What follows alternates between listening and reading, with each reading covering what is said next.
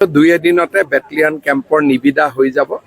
মাটিখিনি আমি ফেন্সিং কৰাৰো চিন্তা কৰিছোঁ, স্থায়ী সমাধান এটা হৈ যাব।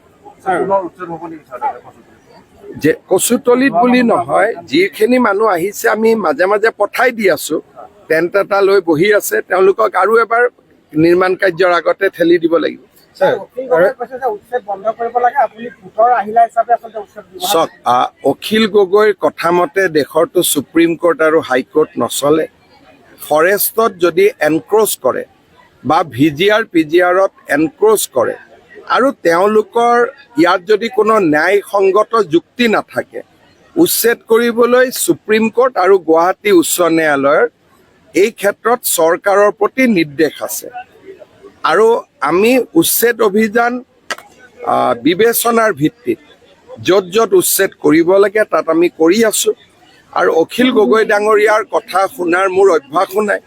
আগতো তেওঁৰ কথা শুনা নাছিলোঁ, ভৱিষ্যতেও তেওঁৰ কথা নুশুনো।